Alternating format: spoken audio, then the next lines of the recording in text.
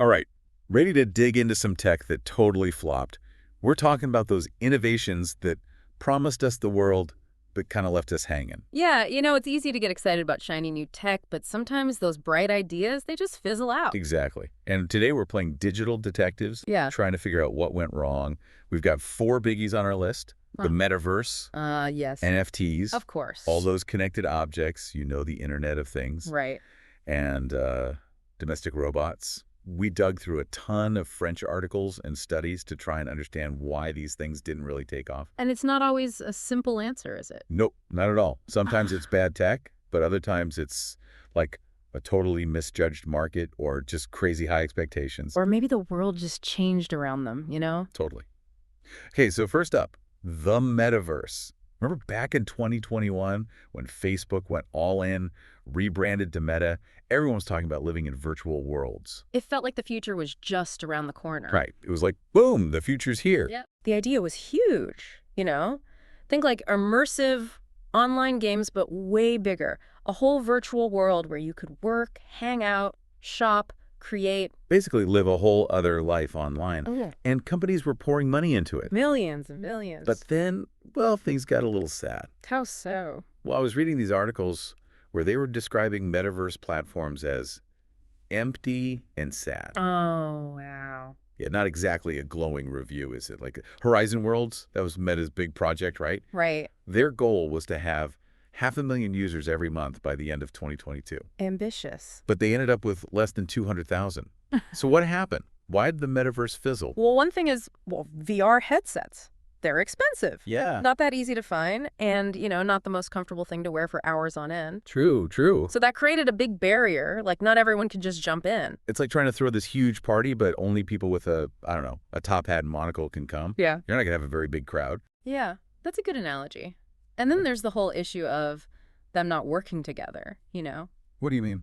Like the different metaverse platforms, they're all separate, like walled gardens. Ah, wait a second. So if you wanted to jump from one virtual world to another, you'd have to start again from scratch, new avatar, the whole deal. That sounds annoying. Yeah, not user-friendly at all. But I think there's a bigger question here, Did we even need the metaverse? Were we so caught up in the ooh, shiny that we forgot to ask if anyone actually wanted this? Well, that's a good point. Maybe it was a solution looking for a problem. Plenty of people are happy with their real lives. They don't need to escape into a virtual one. Especially if it's expensive and, kind of a pain to use. Yeah, exactly. So is the metaverse dead? Or is it just like taking a really long nap? I don't know. Some companies have backed off a bit, but others are still pushing ahead. It's hard to say for sure. The future of the metaverse. It's a bit of a mystery. For sure. All right, let's move on to NFTs. Remember those digital certificates? Everyone was buying Bored Apes, thinking they were going to get rich. Well, yeah, the NFT boom.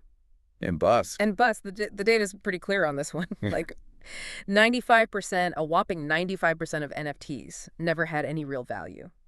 That's a lot. It is. It just shows you how much of a bubble it was. There were some wild examples, like that Push Film project, remember? Hundreds of investors lost like 1.5 million euros. Ouch. And then there was the Porsche NFT collection, where they only sold a quarter of what they put up. Not a great track record. Not at all. So what happened? Why did NFTs go from hot to not? Well, for a lot of people, they were all about speculation. They bought them hoping the price would go up, not because they, did anything Like a useful. full trading card. Exactly. You're hoping it'll magically become the next Honus Wagner or something. But there's no real value there to back it up. It's all built on air. And then, remember what happened with the whole cryptocurrency market? Oh, yeah. That FTX collapse? That didn't help. Not at all. It made people lose trust in the whole thing. And then a lot of NFT projects were just abandoned. CNN, they shut down their NFT collection after, like, a year. Seriously. Wow. Yeah. So the whole thing kind of imploded. So any chance of a comeback for NFTs? Yeah. Or is this it? It's possible, but things would need to change a lot. Like, they'd need to actually be useful for something besides speculation. Maybe for digital ID, secure access, stuff like that. Real world applications. Right. But until that happens, I think it's going to stay a pretty niche market. Okay, let's move on to the Internet of Things, or connected objects. That idea of a world where everything's connected and talking to each other. Fridges, ordering groceries, lights changing with your mood. It sounds pretty cool on paper. It does. But has it actually happened? Are we living in that world yet? Not really. I was looking at some stats, and it seems like people are still pretty hesitant. Only about 37% of French people own at least one connected object. Really? That's all. Yeah, not that many, right? I think part of the issue is that a lot of these gadgets, they haven't lived up to the hype. How many times have you fought with a smart device that's supposed to make your life easier but just makes you frustrated? Tell me about it. And then Yeah. there's the whole security and privacy thing, right? Big one. We've seen so many examples of these devices getting hacked, data breaches, even people getting hurt because someone messed with their smart home system. Remember that story about the hackers who took over a smart thermostat and cranked the heat up? Oh, yeah. Not exactly the cozy smart home experience people signed up for. Not at all. And then a lot of these connected devices are just, well, kind of pointless. They don't solve any real problems. It's like, do I really need a smart toothbrush that tracks my brushing habits? Does that actually make my life better? Right. I have enough to worry about without my toothbrush judging me. Exactly. I think that gets to the heart of the problem. The connected future we're often sold feels very technology driven, not human driven. It's like connecting everything for the sake of connecting it, not because it actually makes our lives better. Right. So, are we ever going to get to that truly connected future? Or are these problems just too big to overcome? It's tough to say. The technology is getting better all the time, but we still have a ways to go. Okay, last up on our tech flop list, domestic robots. Remember Rosie from the Jetsons? Bringing breakfast with a smile, keeping the house spotless. Yeah, that classic image of the robot helper. It's been in sci-fi for ages. But let's be real, our houses aren't exactly filled with robot butlers, are they? Nope, not yet. So why haven't domestic robots become a thing? I mean, the technology is pretty advanced, isn't it?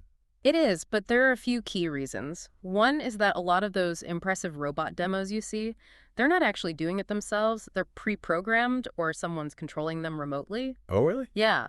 Getting robots to be truly autonomous, that's incredibly hard. They still struggle with simple stuff like opening doors or navigating a messy room. You'd think that would be easy for a robot. You would, but the real world's messy and unpredictable. Robots need to be able to adapt, and that's not so easy. So they can only work in a perfect lab setting. Pretty much. And the other big thing is, well, AI, it just doesn't have that common sense that we humans do. We just kind of know stuff. Like what? Like how to handle weird situations or make decisions when we don't have all the information. Robots, they can't do that. They need clear instructions. So no robot butlers anytime soon. Maybe someday, but not yet. It's a good reminder that tech doesn't always move as fast as we think it will. Yeah, sometimes the things we think are just around the corner end up taking way longer than expected. Exactly. And sometimes the stuff that seems kind of boring now ends up changing the world in ways we never imagined. It makes you wonder, what's the next big flop going to be? What's the thing we're all excited about now that's going to end up in the tech graveyard? That's a good question. It's why it's so important to think critically about new tech. Don't just get swept up in the hype. Right.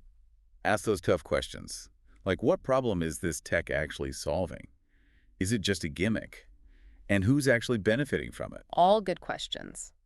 We need to be smart about how we use technology. We need to make sure it's actually making our lives better, not just more complicated. For sure. It was interesting as we were going through these articles, how often it came down to the human factor. It's not just about the tech itself, it's about how people use it, whether they even understand it. And if it fits into their lives, like, does it actually solve a problem they have?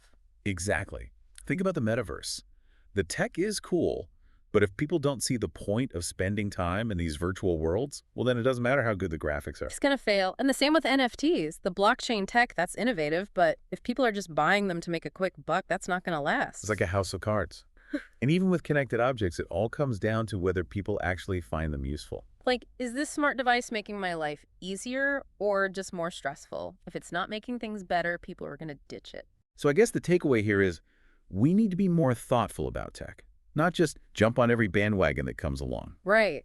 We need to ask ourselves, what kind of world do we want to live in? What role do we want tech to play in our lives? Those are some big questions, but they're important ones. Because technology is not just some neutral thing that happens to us.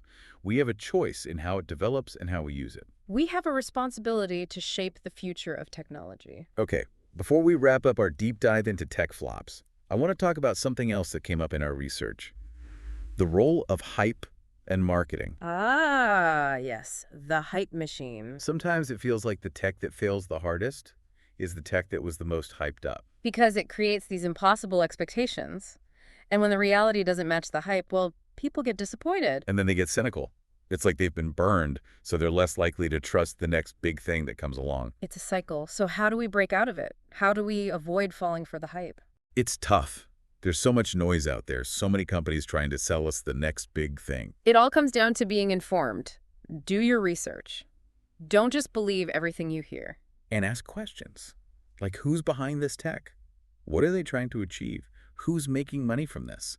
And are there any risks? Are there any potential downsides that nobody's talking about? We need to be smart consumers of technology. We need to be critical thinkers. And we need to be aware of the power of hype and marketing, because they can really cloud our judgment. All right, folks, that's it for our deep dive into tech that flopped. We hope you learned something new and maybe had a few laughs along the way. And we hope it got you thinking about the role of tech in your own life. What surprised you? What made you think? Let us know in the comments. It's kind of crazy how excited we get about new tech, you know? We get so caught up in the possibilities that we forget to look at the potential problems. Yeah, we get blinded by the shiny newness of it all. And we don't always ask those tough questions like, wait, is this actually solving a real problem?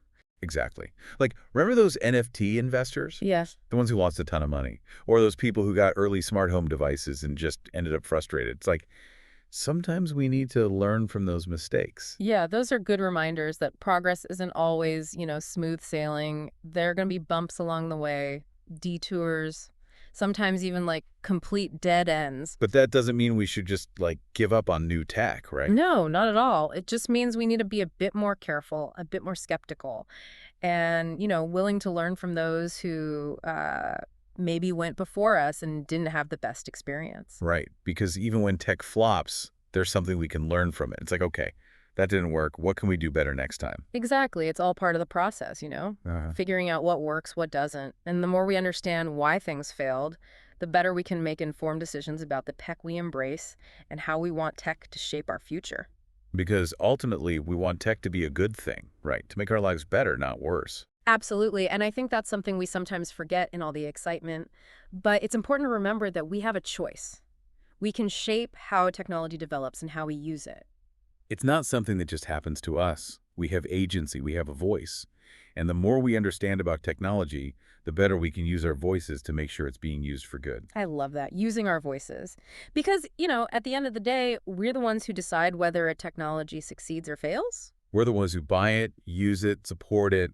So it's up to us to make sure it's something we actually want in our lives. And in our world, we have a responsibility to make sure technology is serving humanity, not the other way around. So as we wrap up this deep dive into tech flops, I just want to encourage everyone to stay curious, but also stay critical. Ask questions, do your research, and don't be afraid to say, hey, wait a minute, this doesn't feel right. Yeah, trust your gut.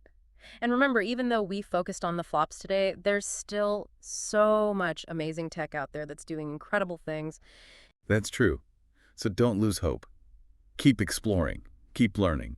And who knows, maybe you'll be the one to create the next big thing that actually changes the world for the better. That's what I love about technology. It's always changing, always evolving, and who knows what the future holds. That's the beauty of it, right? The possibilities are endless.